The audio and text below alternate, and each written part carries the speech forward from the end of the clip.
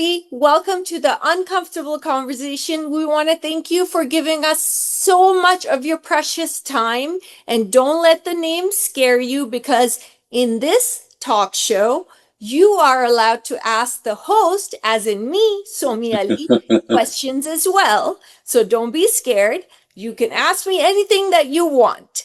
Now, I have done a lot of research on your background, and I know pretty much everything about you. I had no idea my mom knows your parents, Rahat Kazmi and Saira Kazmi. My mom I knows was them. telling you that, I was like, I knew that they would. First of all, hi, and hi Hi. to everybody that's watching, that's listening. Thank you Yes. so much for having me, Somi. It's a treat for me. Before you go any further, Our pleasure. Well, my pleasure, but our viewers' pleasure also. no, this is great. Like honestly,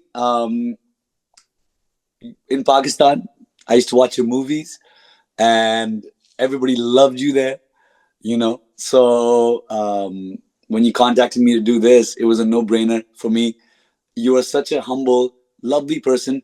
And I just want to say, even before we start, that I am a fan of your work off the screen as much as I am on the screen. You're doing so many beautiful things, helping people, and I'm happy to be made comfortable in this uncomfortable conversation today. Very well said. Very well said. Kudos to you. I actually find it a privilege to wake up every morning, get out of bed, and to help people. It's so wonderful. Not everyone gets to do that, and that too without a salary and on volunteer basis. I love Somi, most that I get people, to do that. I swear, most people, first of all, wouldn't give this much time and effort to things that are important for humanity's sake, not Right. just, you help humans all over the USA and people that are coming in, immigrants, refugees, so many people. I've just been following your stuff for the last little bit, and I had no idea about it, and I'm so glad I do now. No Tears USA is what Somi does. So if you all that are listening, please check out the page and help out and Yes, donate no in more any way that you tears can. usa.org. Please, if Yeah. anyone's watching and listening, I would love our viewers to explore the organization's mission and what we do. But Yeah. it's not about me. It's I all know. about you I today. sidetracked because it was important. Okay, so why acting? Let's start with that. Well, honestly, I was really little. I was like 1.5, 2 years old, and my parents put me in their plays, in their TV series back in the day. I had no idea about that, but growing up in that household, it was like growing up in what I always say is like a beautiful, warm, fuzzy film school, because there were wonderful artists, musicians, the greats of the country, and people that would visit from across the border in India and Iran. That would come stay with us, and there was it was like a salon. People would be discussing poetry and making art and music, and there'd be lectures on performance and this and that. So I grew up with that. And then by 7 years old, I was in this, which is my parents' most famous play, a TV series called Doop Kinare, Right. which was really big across the border. It was big in India. It was big in England, and that was a big smash hit. My mother directed that, and my father acted in that, and I played a small little role. I played his flashback in the orphanage, in the Yatim Khana, when Dr. Ahmed is being picked up by I his new. must watch that drama because I love dramas. I'm You not you really love I'll this be one. you know, I think you know that this much about me. I'm very mupat and I'm very Yes. honest and Yes. I don't play, the whole game of whatever. I'm very straightforward and blunt. So Which is what I love. It's great. I love Pakistani dramas. I can never watch Pakistani movies. I love Fair. Bollywood movies. I can Exactly. never watch Bollywood dramas. But just so you know, we grew up the same way. We Yeah. grew up the same way. We grew up watching Hamari film industry was dead Oh, quite a bit. wait till I have the questions for you. You You'll know, be blown we'll away. get to this. We'll get to this. So Okay, basically, when I was 7, I right. remember being on set on Doop Kinare, and I had very few lines, but I was in this orphanage. My sister had cut my hair to be like Han Zada, You should look more yatim. You should look more like your. I think thanks a lot. That's what older Right. sisters are for. Right. And I remember whilst waiting in the PDV studios, waiting for the shot to get ready. I remember all this beauty in the chaos. I loved it. I loved the cameras getting set. I loved the people running around, and just there was so much teamwork and art, an artistic endeavor that you make together. I thought it was wonderful. I just loved, even at that young age, I just loved the idea of that. And I remember my mom saying, okay, okay, you're going to be okay, and I'm going to do this. And I remember telling her, which I would never tell any other director in my lifetime now, is I got away with it because she was my mom. But I said, okay, aap jaake take kare. Which means, Oh my okay, God, how just could go and do you? the take, ma. Oh my God. But that shot is a one take Oh, that's a good thing. in the thing. So I did it. She came down. She's like, all right, moving on. And I was like, A plus for thank that. God. There you go. But that was it. So I never looked back. And I honestly, since that time, then I acted through my teens and I acted till my 20s. And then I came here and went to film school and started from scratch and did the whole thing again. But I've always loved it. I love the idea of giving something, leaving a piece of yourself with the people. I love the idea of being in people's homes and entertaining them and taking them away from whatever their worries are in the day. Um, and I love the idea of creating something when there is nothing. You know, it's a beautiful thing. It is a beautiful thing. Yeah, I always have, and I still have the same love for it. Never died. I've been doing this for over 30 years now, but I love it. And I Still love do. writing and I love listening to audiobooks. And I've been to film school. I mentioned that to you. The only thing I hate doing is editing. So I told you, Yes, you told me that. yeah, all the boys that had crushes on me, I was like, you edit the student projects and I'll go out on a date with you. And I never went, but I got my projects done and I graduated. But the thing is that, Always a smart entrepreneur.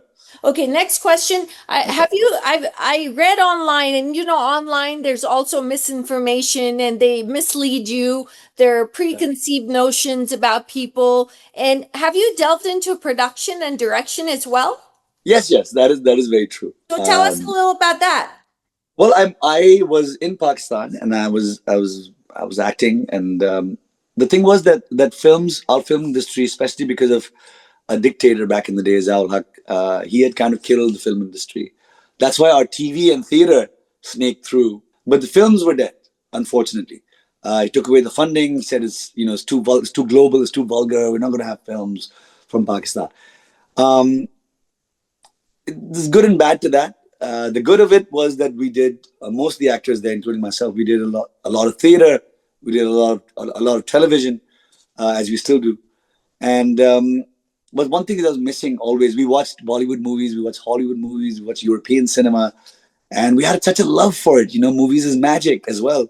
And we're like, we're not getting to do this. So we had a lot of TV movies that we did, but we Right. didn't have cinema movies, and that cinema culture was dying too. So when I was in my 20s, I had done at that time I had done some direction. I had done, I had done so many TV series by then. I had done so many commercials. I had done a lot of theater. And the one thing that was missing was there was no film schools in the early 2000s yet, and there were no films. So hence I came to Toronto, and part of it was also love for the woman I'm married to, my wife, Oh, Lise. how sweet. Part of it is that, and part of it is the love for the art. So I came here in 2008, and I went to film school. I went to Toronto Film School, and I remember everybody telling me, "Okay, what are you doing, man? You're a star here. Why are you going?" I'm like, "Look, the art is the art," and that I have to give credit to the parents. Like they always taught me to be an artist and said, "Beta, if you love this, it will always be yours. You can do it anywhere. So do it till you love it, and if you don't love it, don't do it." Right, So exactly. that's wonderful teaching, and I stuck with that. And I know there were a lot of people that wished me well, and it wasn't out of malice or bad intent, but they were all worried. They're like, "What are you going to do? You're an artist."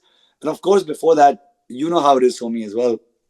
Is when we're brown, we're South Asian, and for us to come to a white country, predominantly white country, and start again, it's Hey, my daunting friend, because you're living in Canada. You're safe.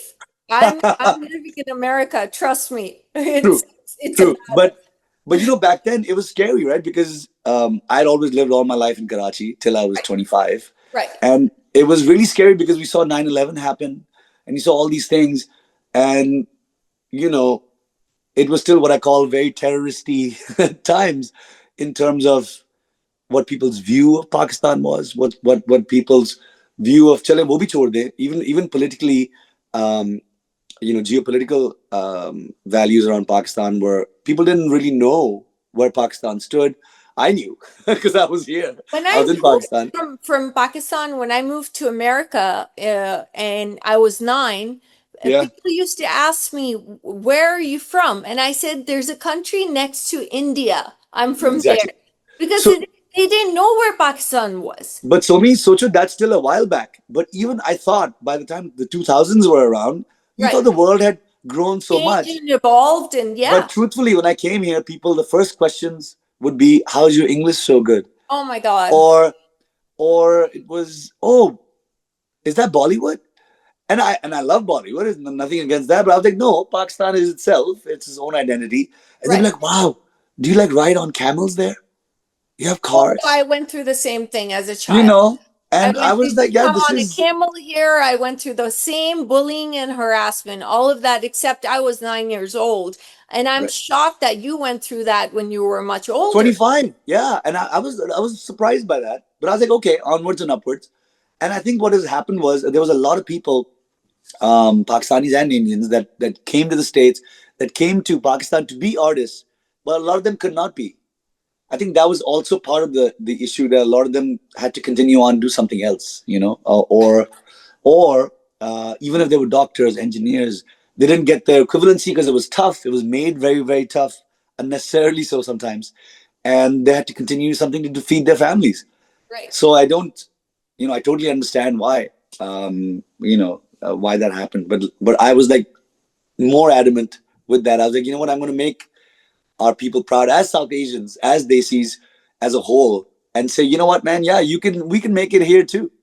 And We I'm can, so proud of you for because you I'm know, included in that too. And of I'm course, Somi, and of I course you are. thank you for representing and taking a stand for us as South 100%. Asians. I really appreciate it. Thank you so much. Now, my question is that Yes, you have delved into production, direction, yes, yes. acting. What do you enjoy the most? Oh, it's a good question. Direction, production, or acting. Yep. All three of them are very dear to my heart. My mother was an actor that became a director and producer, My mom told and me. I was you know shocked. that's why she's the one that directed Dhup Kinare, and she was a very a lovely artist herself, but she wanted to dive into this, and she was one of the first few Pakistani female directors That's good. in a very male dominated PTV, Kudos back to in the day, her. I and she salute. made her mark, and so that was always a wonderful thing in my head, As a feminist, I salute her. Kudos. exactly, exactly, right. So that was wonderful. My mom taught us so much without even having to say anything in that sense.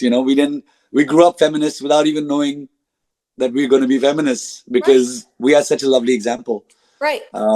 So yeah, so mom was was a director and producer, and Abba was an actor and then an educationalist. He also taught English and Urdu and drama, and opened up the National Academy of Performing Arts. So I had a lot of lovely influences from them. So I always did want to direct and produce and even teach. To be honest, that is going to be in the near future as well. But they're connected, but they're so different. The hats are so different. When you're performing, your zone and your focus is very different. You're still getting the same goal, but the process is different. Right. And when you're directing, of course, the process is very different. You're looking at the technical plus the creative. And then when you're producing, it's a totally different hat. You also have to look at the budgets, and you're looking at numbers, and you have to think about what the longevity and the future of the project will be. So it's all very, very different. It's all enjoyable because the goal is the same. The goal is to create good art that can be entertaining and also have a message and be approachable and maybe leave something with people, something to think about. That's always been the goal. But I would say it goes in waves, it goes in and out. There's times where I'm just like, oh man, you know, uh, I'm loving this. Like performing is it, and then I just do that for a long stretch. And then there's times when you get into the direction mode and you're like, this is amazing. Like you're putting all these pieces together. Um, so it's I can't say that I have a favorite, but I do think the goal is the same, but the processes are very different. I think as an actor, and this is my opinion, I think that if I were to direct, I think I can gauge and understand and grasp That's also right. a very good understanding of being a director, and That's coming true. from an actor's point of view, That's right. I can understand when I'm directing an actor. And I think being an That's actor right. helps us direct 100%. better, That's because what they say. get into the mindset of, we know the mindset of the actor because we're actors. And when we direct, I think we can understand and direct even better than someone who's not an actor. Exactly. My next That's right. question to you is that, what's the best thing about being a parent, aside from the obvious, you love your children?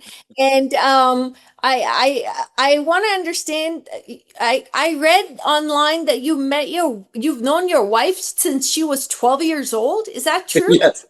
Yes. Yes. But it's Okay, not one of those. let's answer the first. What's the best thing about being a parent, aside from the obvious, you love your children? What's the best thing about that? Honestly, of course, you're absolutely right. Unconditional love. But I think these little humans are some of the few humans in your life that you want to be greater than you in every possible way. Right.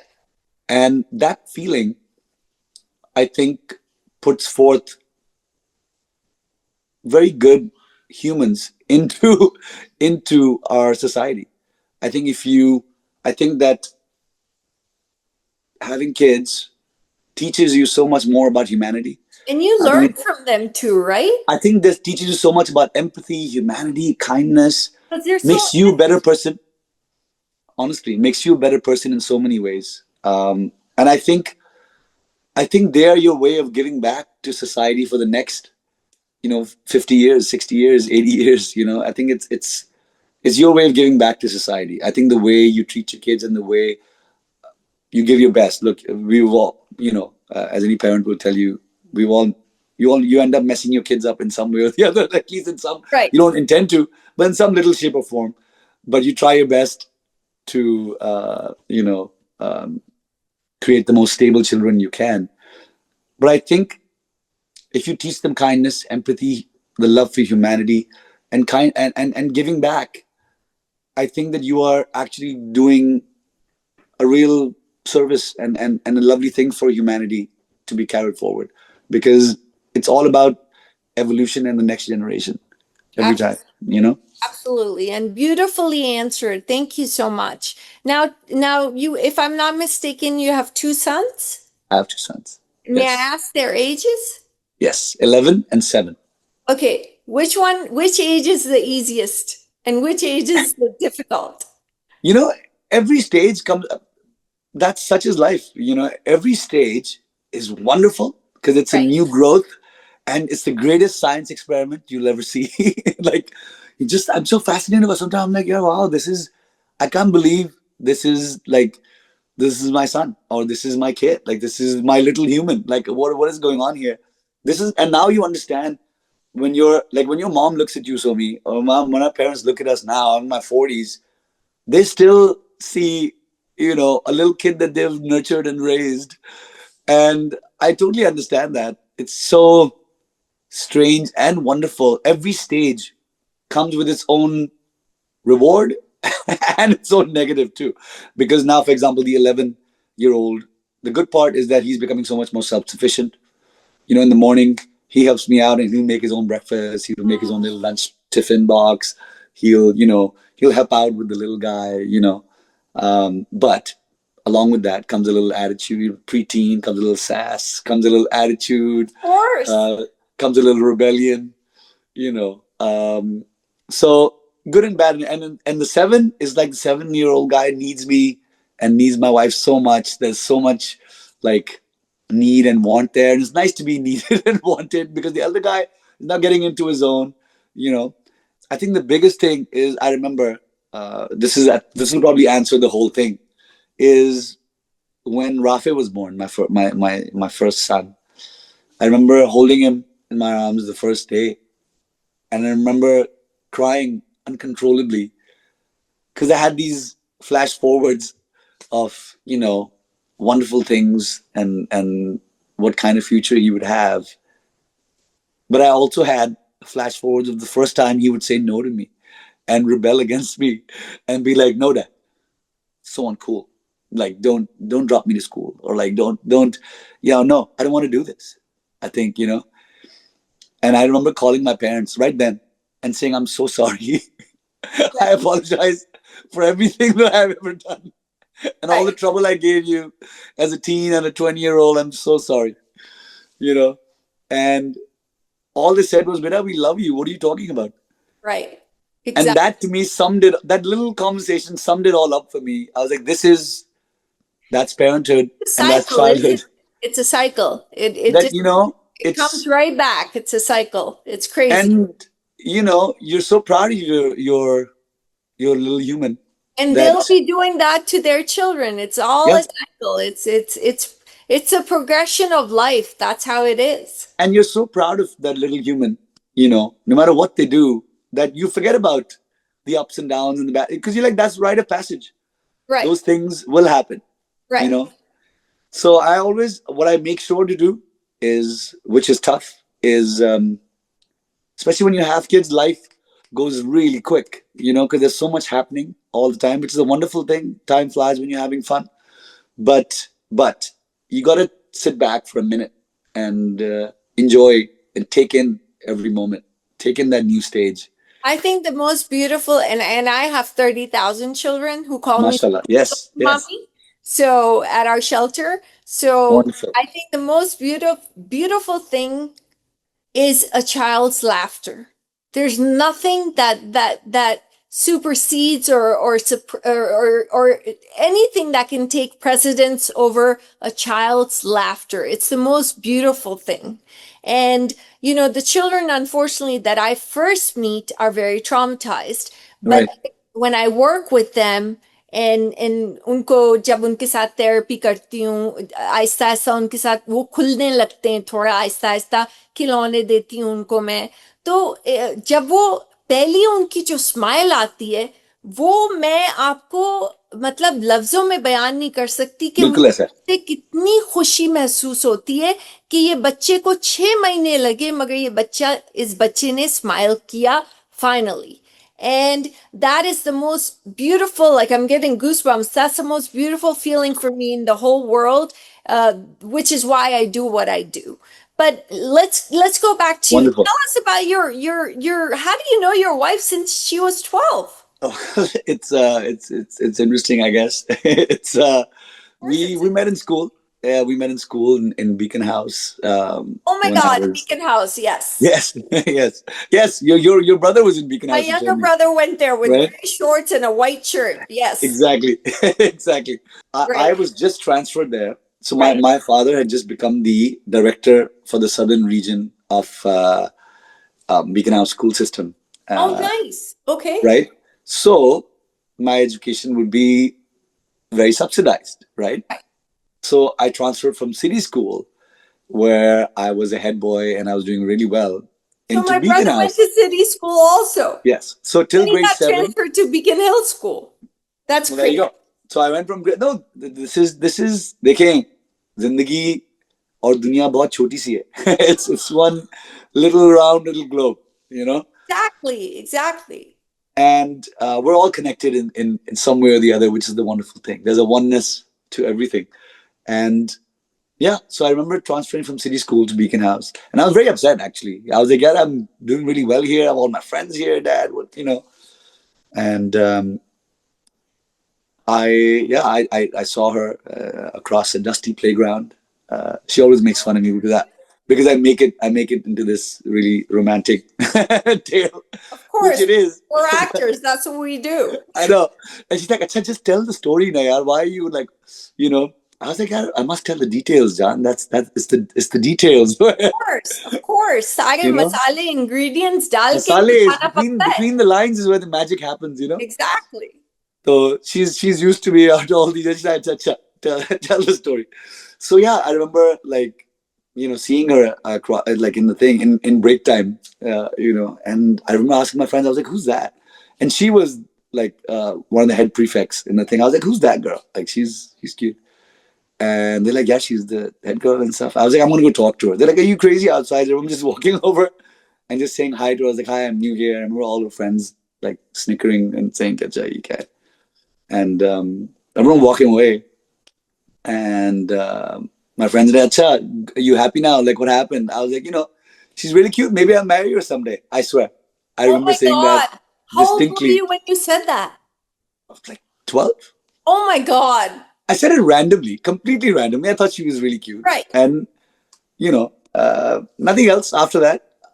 Strangely enough, after that, we became, as some time went by, we became really good friends, became best of buddies.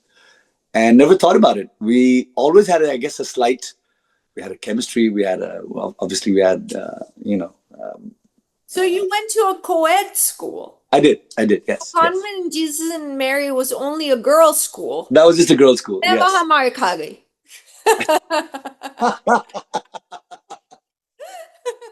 You know, convent up until I think grade 1 or 2, there's boys, but then uske baad it's after that it's just girls' school, yeah. But we went to, yeah. मेरे माँ बाप बहुत सख्त थे तो उन्होंने कहा ये लड़कियों के स्कूल में ही जाएगी. कॉन्वेंट जीसस एंड मैरी में ही जाएगी. All girls school run by nuns. Yes, yes. Run by We know it nuns. well. I have tons और of friends रूलर from से there. मार पड़ती थी. So just मार. so you know, like we know them, we have tons of friends from there because once you do your O levels, then Right. for A levels, if you go to a different school, right? If you want to go to like because there's some schools that are just specialized in A levels, right? So that's what we did. We went to after Beacon House, after O levels, we went to Lyceum, which was specialized in just A levels and advanced level studies. So wahan pe, there's people from all different schools. So grammar, CJM, convent, and St. Michael's and Beacon House and City School and everything. So it's a big mixed bag. So that's where I made so many of my friends from convent because now you're all together. Amazing. So anyway, so yeah, the years passed. We stayed best of friends, and then when she went to Lyceum, I also ended up in Lyceum by chance to do our A levels. So we ended up in the same A level school, So it's and yeah, and we dated other people. But we always stayed connected and always stayed best of friends. And it's when she moved here. She went to McGill in Canada, in McGill, in Montreal. And when she moved is when it kind of hit me. When you don't have that proximity is when sometimes things hit you like a ton of bricks because gives you a moment to think, right. So lots of my friends were leaving. I was already acting in Pakistan and was very happy there. And I was like, I'm going to keep doing this until I want to go to film school, which I'll probably think of somewhere else. But when she left is when it hit me. I was like, wow, like I really miss her more than a friend. This is a bit much. So back then, this is the year 2000. We used to write letters to each other, cards, emails, and there was only MSN Messenger back then. There was no Skype, no FaceTime, no nothing. And so we stayed in touch. And when she came to visit her parents in 2001 in the summer, I asked her out. And then I thought at that time that maybe you know what? I will apply to film school in Canada, and we'll continue dating.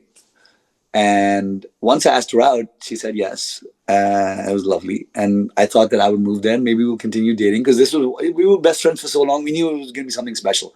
That's why we didn't date all these years or anything because we knew when we get together, it's going to be something either terrible that'll end really quick, or it'll be something really memorable that you will hold on to for many years to come. And here we are. But that being said, when I asked her out, I thought as an artist I would get into. I had so much experience and everything. I got into a few film schools here, but it was 2001. Right. and 9/11 happened. So 9/11 happened, and from being an artist, all of a sudden I became a single Pakistani Muslim male. Wow. Like the naming convention changed my whole life. And 6 years, I couldn't get a visa, couldn't get a study permit, couldn't get anything. Oh no. So there's again, like I say, I'm a big optimist, and I always believe in hope and hanging strong to what you believe in. At the end of the day, it all comes down to love and passion for what you want in life. And I'm a big hopeless romantic, and I'm also very passionate about what I do. I always have been. So I held on to those things, and I was like, "TK." When one door closes, another, Well, that's a huge, good segue to my next question. yeah, Now, you chose a country that's completely opposite weather-wise from Karachi. exactly, and exactly. and that must have been an adjustment, because even I have friends in California or Toronto or wherever, and I say, देखो भाई, जब बर्फ नहीं गिर रही हो और जब 80 degrees temperature हो और पसीने छूट रहे हो, तब मैं आऊंगी, उससे पहले मुझे मत बुला, क्योंकि मैं नहीं So true. बर्दाश्त कर सकती, मैं So यही था. 50 So लेयर्स नहीं पहन सकती, और ये मैं सब बर्दाश्त नहीं so कर सकती. imagine this, that as luck would have it, a guy that's grown up in Karachi all his life, such his life, is that so those that 6 years of kind of not being able to go anywhere.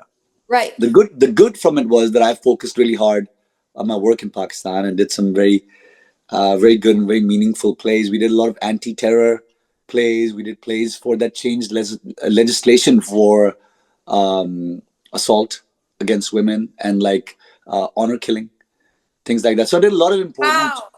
lovely work in Pakistan. There was a play called Baghi, which I had done, which actually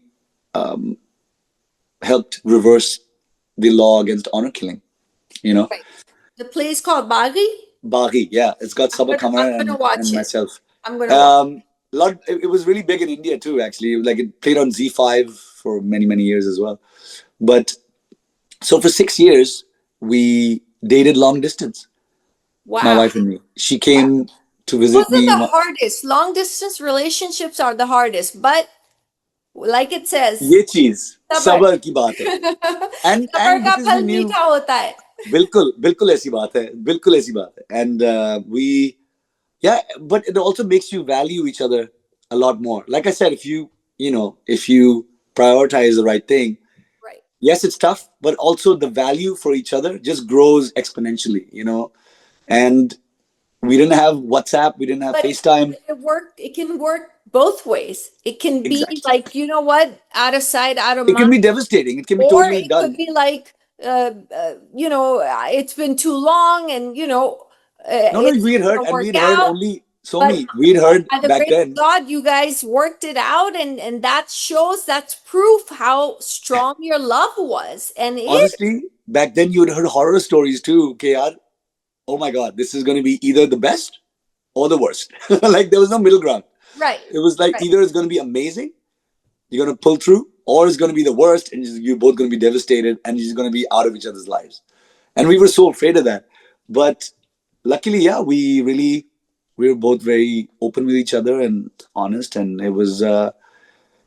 I do value those years too because it really made us appreciate the small things, and how to overcome little problems and little issues, which really helps you in later years in marriage too, some of those skills. Absolutely. But 6 years we did a long distance. And then when I was 24, I asked her to marry me. And then we had a decision to make whether she would come back or whether I would have my ruksati and I would leave. Right, right. But I chose the latter because I was like, you know what? I still want to go to film school. And you're close to getting your citizenship as well here. And she was already working in Toronto by then. So I was like, let's go. Let's have an adventure. Right. So she came back, we got married, and then I moved here in March of 2008. And like you said, to segue to what you were saying earlier, I was really happy and I was really excited to move because I'd done a lot of work in Pakistan. And I was like, I can always come back. Feel the weather. That's what I'm saying. I was like, I can always, in terms of passion, in terms of art, I was like, TK, I'll have new experiences. I'll grow my art and my work and, be more global as an actor, as a performer. and be able to do more things. But what am I going to do about this weather? So when I landed, it was March 2008. It was the day of the biggest snowstorm since 1939. Oh my God, just your luck. And I was like, what am I doing? Murphy's Law. That's what happens. Oh my God. For me, it was crazy. But, you know, I have grown to love it. And right now, as we speak, outside, it was a huge snowstorm yesterday, all day. And it's crazy snow. I have to go and shovel after I finish talking to you. But, Oh my God. but, Just thinking about that, I'm like, oh God, no. but honestly, such is life. I've lived here now 18 years, and I still go back. You're used to it. I still go back to Pakistan, and I still work there. My parents are still in Pakistan, and it's such a big part of who I am that I can never, That's it you know, intertwines with what you just said with my next question is how do you yeah, adjust leaving your family, your wife and your children when you go to do a film or a project, let's say to either America or to Pakistan? yeah. Like how does that take a toll on your family and on you Yeah. psychologically? How do you feel about that? Honestly, it can be tough. It can be tough. And there's been times where it has been tough because sometimes you gotta go in those moments. And especially, being here, I think the first thing was my wife also saw my struggles, coming from legacy family and then coming here and also finding success of my own there and then coming here and starting from scratch.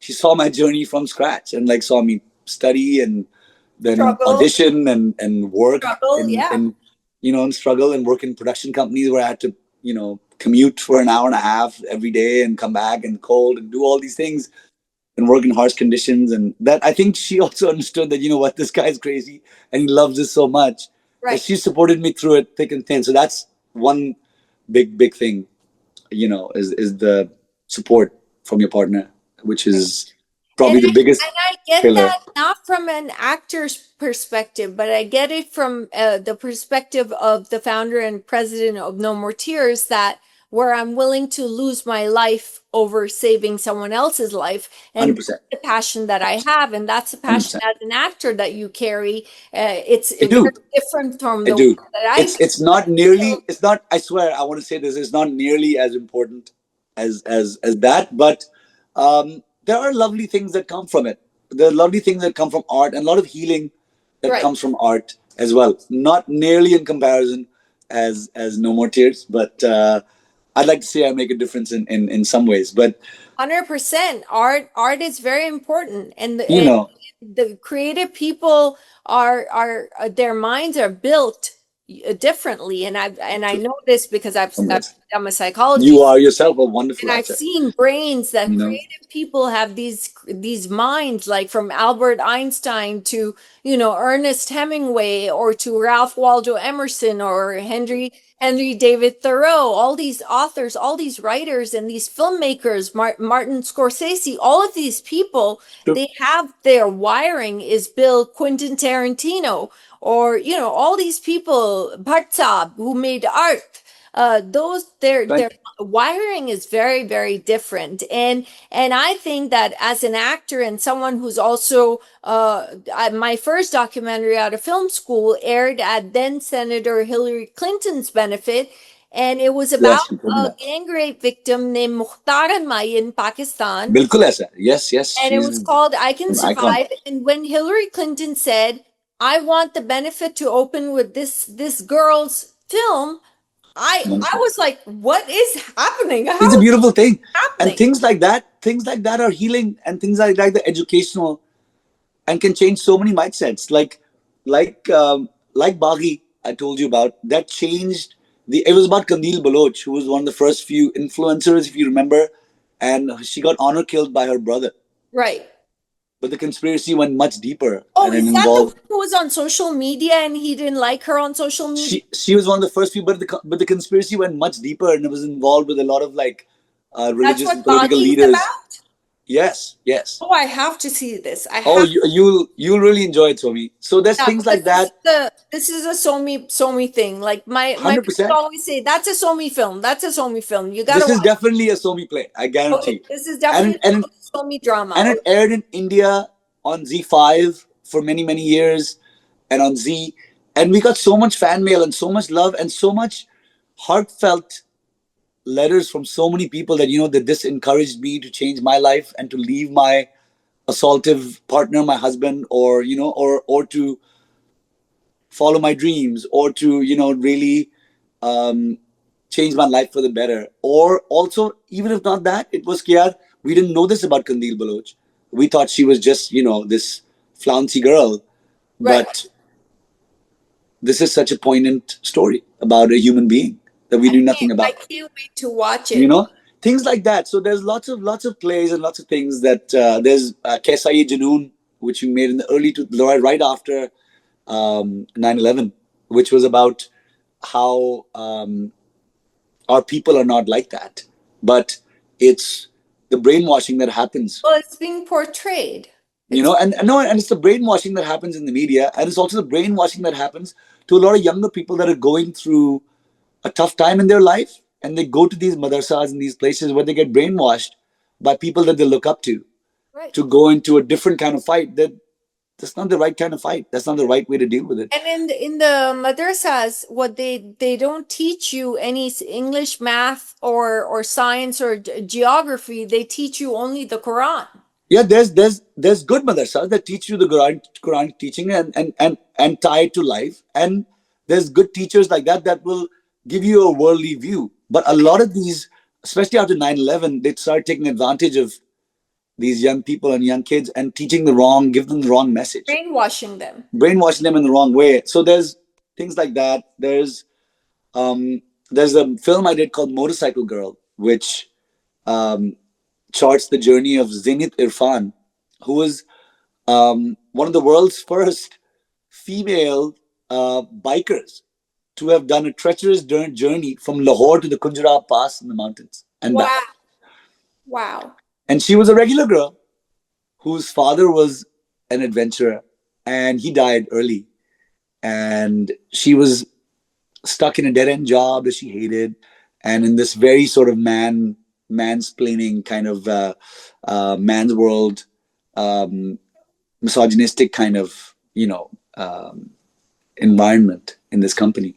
Right. She hated it, and she followed her dreams like her father. And before she was getting married, all she said to her mother was like, "Listen, just let me do this, and then I'll do whatever you want." But that journey changed her life in so many ways, Wow. and she did that journey. And after that journey, she is now literally gives. She's an educator. She gives TED talks, empowers women. She started a institute where women can learn different skills and tasks and learn how to ride bikes. And like, she is really something. What you're telling me is mind blowing. It's absolutely. So this is in ways how art touches different lives, and the amount of different people that come to you and tell you that what this changed our life, and we're following this path now, or we've healed with this, and we've let go of our assaultive partner and tell them to take a hike, and now we've done this, and I'm like, yeah.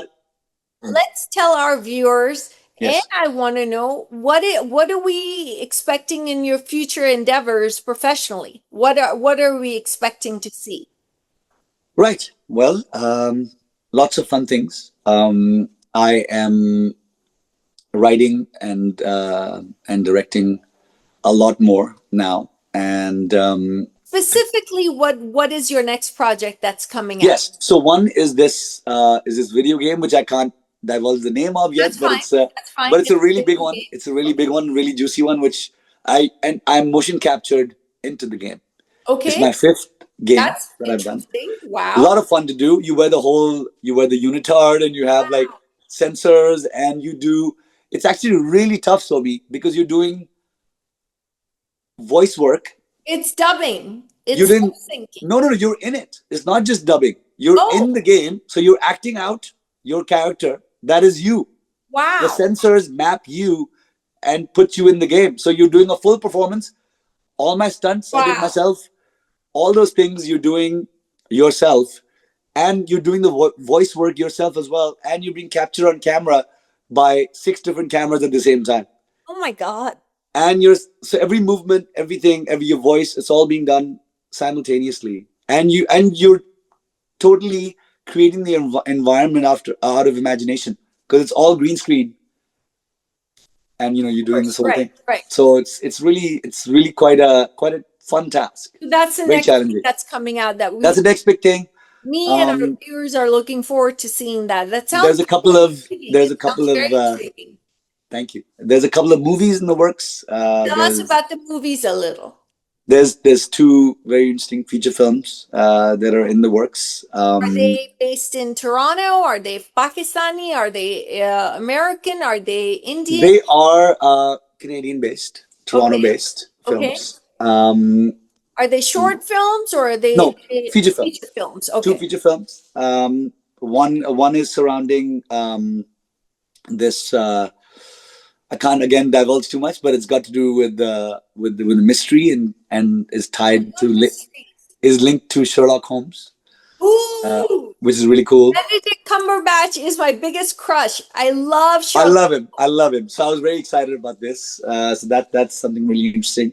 And then the other one is an Italian Canadian co-production, which I'm looking forward to in 2026. One more thing, which is very close to my heart, which is I've been developing my own sci-fi series, Whoa. which the idea I came up with in the pandemic, and it's got to do with all of us and the oneness of things and working in harmony. And if we don't, what can happen? So I wrote a whole script during the pandemic. exactly.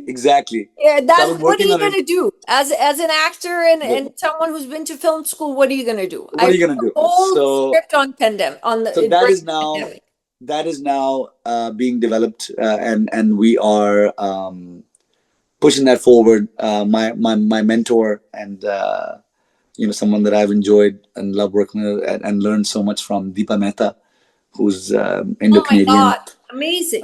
director. She is executive producing this idea because she loves my idea, and I was like, oh my god, that's crazy.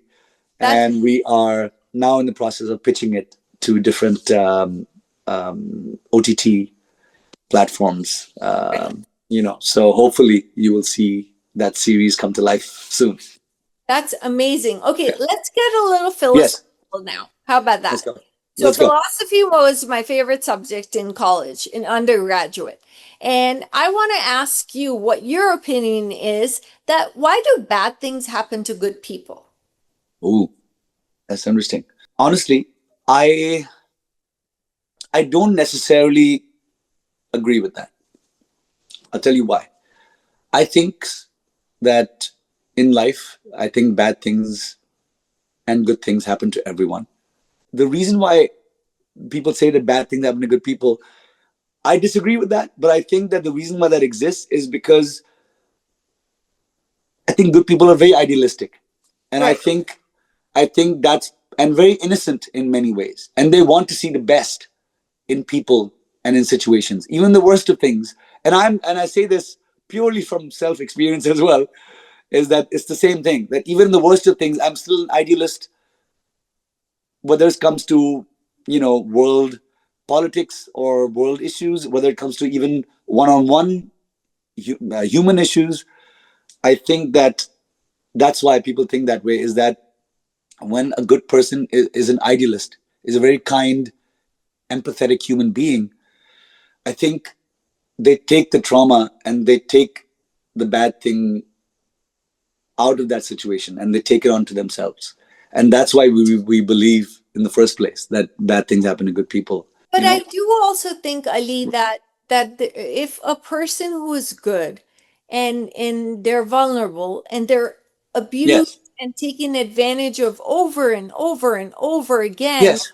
it Yeah. kind of makes them blow up like a bottle It's showing true. up, right? It's After true. a Wait, while, Takeda. they're I think. like, I you know think. what? I'm Yeah. done. I'm Yeah. done.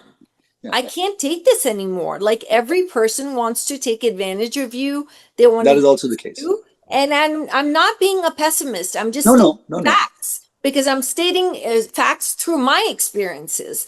And 100%. and I always wonder that, like for example, I've never even thought of like I don't want to harm anyone. I never want to hurt anyone.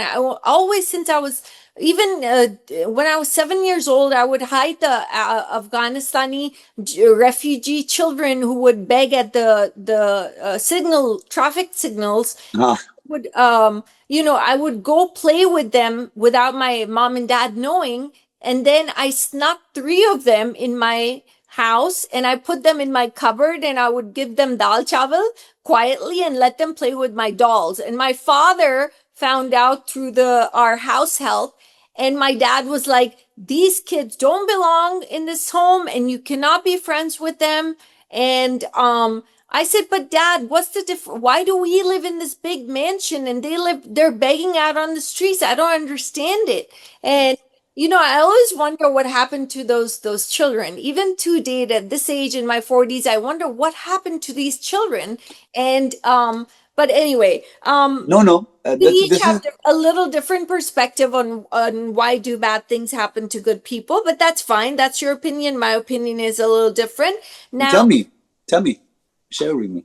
I just think that if you're good and people realize that you're vulnerable and that you're a good person, and even if they take advantage of you, you will not retaliate. They'll Of continue doing course, that and they'll continue using you. And I'm a living prime example of that kind of right, person. And that's right. why I have that um that attached to me, that why when But I Dekho, but you have to admit that my point also holds value, which is that look at you now. absolutely, just Look at you because now. my point I don't agree with you doesn't mean that your point doesn't hold value. No, no, no, no. What I mean to say is that my point, it goes straight to your example. Look at you now. You came out of that. Of course, zahir si baat hai, we're human beings. You will explode. But what I meant to say by my thing was that good people will always come out of that and still continue to do good. And look at you now. Well, yeah, Mashallah. could have gone down a very bad Because you could have, right? But mashallah, look at you. very bad road. You didn't. And you took that and you turned it into something wonderful and helping other people. So my belief, I guess, I totally empathize with you and I totally understand that. Yes, I think part of the problem exists is that I think good people, because of their innocence and vulnerability, a lot of times tend not to have good boundaries. And I think that's something that should be taught to your kids and to everybody around, that having boundaries is not a bad thing, so that people don't take advantage of it, Right, you know right. and I that's something. agree with you. and And i that's and i something and that I I've yeah, learned the hard way. that's Trust. something I've learned the hard way too, unfortunately. Yeah, I because wish, I used to trust everyone, and ye I ye thought ye masla hai. everyone is That's the problem. pure-hearted and clean-hearted, and Yeah, if I'm good to them, they're going to be good to me. But I that's think that's part of not the problem. how the universe works. It doesn't work like that. Okay, so moving on. Why do you think fame, wealth, and power is abused in so many professions, primarily the world of cinema? What is your opinion about that? I think, again, I'll say, of course I can speak to the cinema, but I want to first make an overall statement. I think, unfortunately, such is the human condition, is that wherever, for centuries, that is how it has happened, is that money, wealth, and power, unfortunately, they end up corrupting even the best of people. I think that's why it's part of the seven deadly sins. Greed and because I think it's a certain aphrodisiac. It's a certain having power over somebody, Right. whether it's monetary or whether it's emotional. I think, unfortunately, humans are also, again, we're all a work in progress. We're all experiments. That's why, जो भी entity आप ऊपर कह लें, Allah, Bhagwan, जो God, भी whatever. It's all the God, same. whatever you believe up It's there, all the same. Yeah. it's all the same. It's एक ही रोशनी है, एक ही guiding light है, एक One ही higher spirituality है. power, and we're all the same. But I believe that whatever, there's a reason why we were given free will. Is because to test you and to go through those things. But I think, unfortunately, the human condition and also the way we have been wired all these years, money and power does corrupt. So the same way in cinema, I think, because they say, look, the greatest saying is that don't judge a person when they have nothing. Give them money, fame, power, and then see what they do with it. You know, and I usually observe people how they treat people who are house help bilkul, or right? servers and waiters. You I can tell that's so the much about that person from that experience. it's You a know, very it's very special telling. distinction about a Very telling. person's character, that how he treats a server and how Yes, he treats the house help.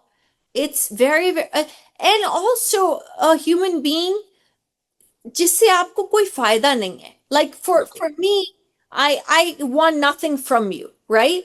I want Gotcha. nothing to gain from you except wisdom, your experiences. That's why this conversation is a two-way, Today I've wonderful thing, learned so much from you, and I'm and the same from you. so appreciative of you giving me your time, and I've learned so much from you. But So I think Somi, the problem. I think the problem is this is a wonderful two-way conversation. I think these things happen in the world, but I think that not enough. I think not enough. I think the issue is that at the end of the day, let's talk about cinema. right, World mein to hai hi, right. politicians, conglomerates, corporations. I think the issue is that people feel that we will exploit and you know um, take what is take from people, and that will You give should us the watch power. Mr. Robot. It's one of my favorite I shows. love that show. Love that show. I've Right? That watched that it's show like 500 that times. once you I have love control, Rami like what Malek. politicians do. I love Yeah. him. Right. I love him too. But when you have control over people, is when you can exploit them, and is when you can take from. That's what a lot of politicians do world Well, that's over. what Hitler did. Right. That's what he वही did. वाली बात है ना. So it's that And same people took propaganda his machine. orders. People were taking, executing orders. They weren't Exactly. questioning them. Exactly. So I think the same way, even in cinema, I think part of the problem is that there is politics involved in cinema. Right. Whether it's Modi, whether it's Trump, whether it was back in the day the Hitler propaganda machine. You Or know, the Putin he in can Russia.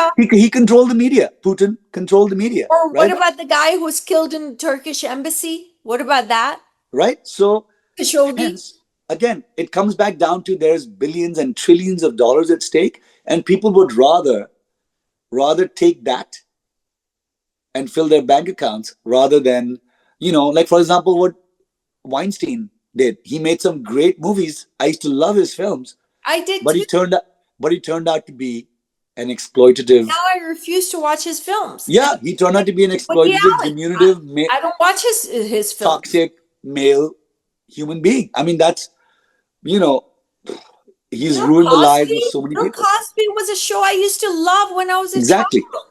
Look at what he did. So I that's grew up on the Bill Cosby show. I I mean, feel that unfortunately, it is a true test of a person when you have money and power. And I think it's very, very tough. I think a lot of people do. Look, that being said, I think a lot of artists and a lot of humans around the world do a lot of good with their money as well. Let's not take that away. Look, people definitely give back. right. People also, there's also that. There's also humanitarians, there's also environmentalists, there's also lots of artists, there's lots of business entrepreneurs and people that do give back and that do want the world to be a better place. Let me interject there for a moment. Yes. People do give back. Artists, actors, good people, wealthy people. Yeah, The scale of the exactly. universe. That's what I was going to come to. You Is that cannot do bad yeah. and give back the same amount, because the universe No, doesn't work like that. it doesn't work like that, And right? the higher power doesn't accept your Yeah, giving back yeah, to the bad that you're doing. It doesn't work exactly. like that. So Exactly. there has to be a balance. It's like me rescuing a victim who's beaten up and I start beating her up. It's there. It doesn't work like that. No, I think part of the problem is that we have reached a point in humanity, I Right. think, unfortunately, Right. that there is more bad than good. I think there's more people with power that want it too bad. And they don't think, unfortunately, that's the problem. It's a matter of perception as well. In their minds, all these big politicians, all these big studio execs, all these big pharma, people, I don't think that they're doing a bad thing.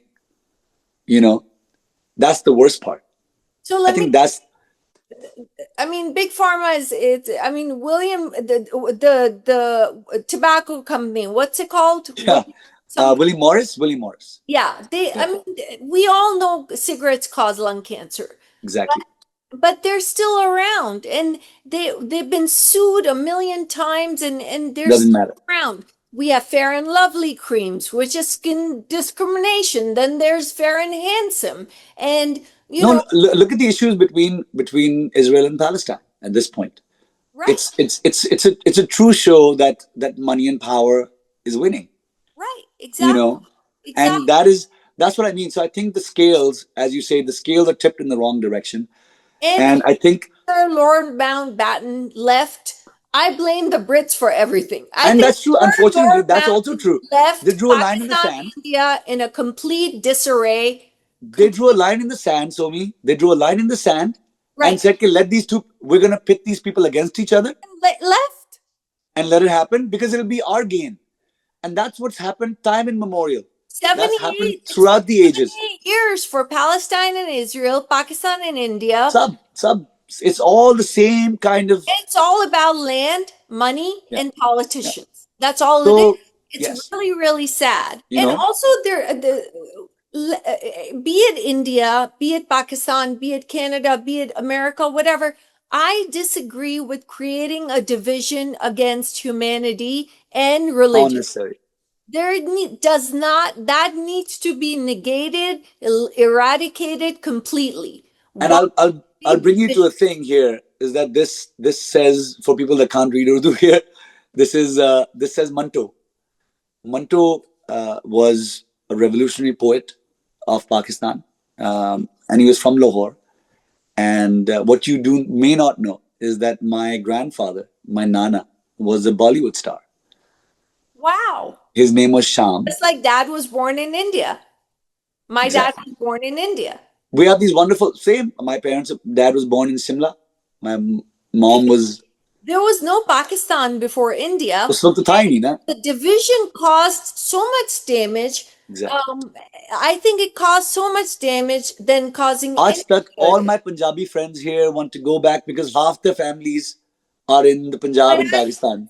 so Dharamji, Dharminder director, and Dharamji had accepted. He took me in as his daughter, and I when the first time I met him was he wanted me to be a lead opposite Bobby for his debut film Bobby Deol, and Yes, yes. I went to his bungalow and we wrote. He said, I do all my dialogues in Urdu," and I said, "Oh my God, I do too." And he said, "Okay, write my name in Urdu and I'll write yours in Urdu." And I said, "That's tough. My name is just so in me. Seen wow meme ye. आपका थोड़ा मुश्किल है. तो मैं Miami, Florida से आई हूँ. तो he said, "नहीं लिखो, लिख के बताओ." तो फिर then I wrote it down Yeah. and but the thing is that Manoj uncle, Manoj No, Kumar, no, there's no. Prem Listen, Chopra सब अपने डायलॉग्स उर्दू में करते थे I've सब had such, and dono side pe, there's so much love for the people and the artistry and the cultures and because the we are one. percentage of Muslims in India is so high and yet there's so much hatred against It's Pakistanis and all it just lines doesn't in the make sand and sense, politics, unfortunately. all So politically motivated. that's why I wore this today to tell you this story. So Sham Nana, um, was who was a Bollywood star back then. He died very early on set while doing a movie, Sham, and what's his full name? he used to go by Sham. You can look him up. Was he You'll Hindu or see. Muslim? He was Hindu. He was Punjabi. He's from Amritsar. Acha. And so when he became a big star, and he had a really famous song, "Main Tera Chand Tu Meri Chandni." Do. Anyway, he was a big star in the 40s and continued to be in the 50s, in the early 50s, and then he passed away. But he was best friends with Manto Saab, who was from Lahore. Wow. And Sham Nana married my grandmother, who was from Multan in Pakistan, and she was Muslim. And his family did not like that. But he said, Ke, no. And even after partition, he used to have Manto Saab come stay with him and said, Ke, kar lo jo karna hai. You can't You can't. Nobody can touch him in my house. And he would go visit him in Lahore even after partition in Right. Punjab and stay with him and say कि ये मेरा जिगर है, मेरा भाई है.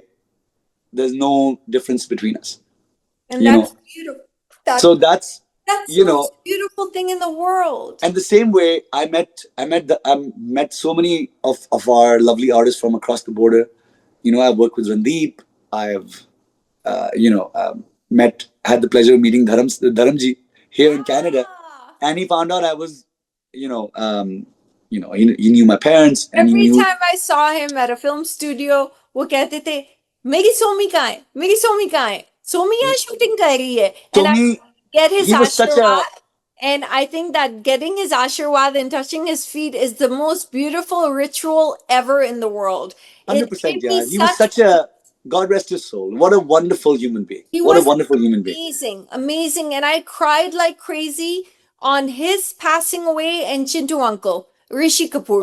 Rishi sir Did was a very photo lovely as shoot well. together and we became really good friends. He was older than me, a lot older than me. I was 17 at the time, but he did request me later on when he got cancer that to find Rajkiran. So for the past 20 years, I've been looking for Rajkiran and I still haven't been able to find him. I traveled to New York, New Jersey, Atlanta, everywhere, but I'm still on the hunt for him.